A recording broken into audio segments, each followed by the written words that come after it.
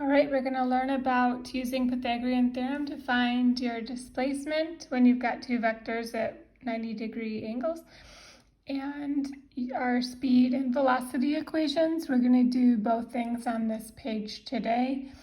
I already actually started one and then realized I didn't have my calculator, so I'm restarting the video, but I'll walk through what I'm doing here and then I'll do another one too.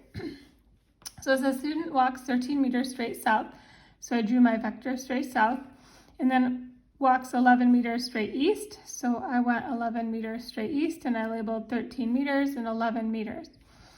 My distance walked, I'm going to add up my distances to give me 24 meters. And distance being a scalar, it does not get a direction. And then I'm going to get my displacement. So I'm going to use Pythagorean theorem essentially to find my hypotenuse. So the equation is a squared plus b squared is equal to c squared. You can use this only when you have right triangles. So it doesn't matter what leg you call A, what leg you call B, but the c is going to be your hypotenuse. So 13 squared plus 11 squared is going to give me c squared. So 13 squared is 169, 11 squared is 121, and that's going to be equal to c squared. These two added up are going to give me 290 is equal to c squared. And I need to square root both sides to get rid of the square. So my leg, or my hypotenuse here that I'm looking for, is going to be 17 meters. So this is my displacement.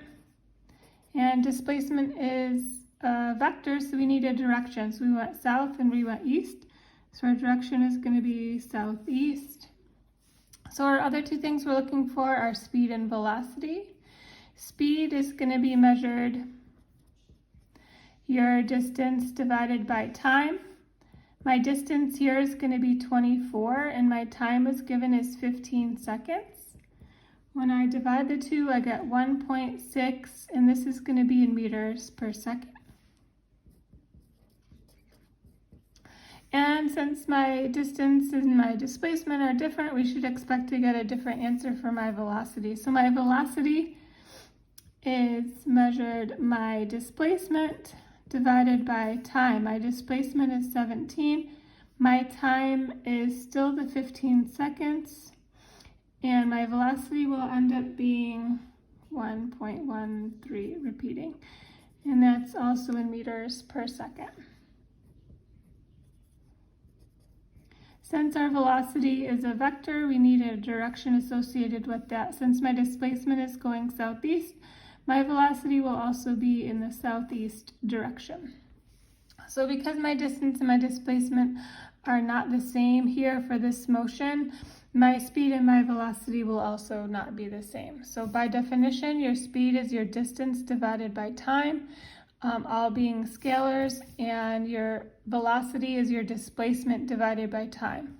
Your velocity and displacement are both vector quantities. All right, number 6. I'll do one more and then you guys are going to do the rest for me. Please set it up the same way. If you don't have printer, that's okay.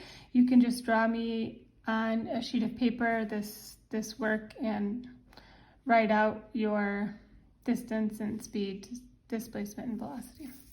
So a student walks 13 meters straight south and then walks 4 meters straight west. So I'm going to go south 13 meters and then I'm going to go west 4 meters. So my 13 meter leg should be longer than my 4 meter leg.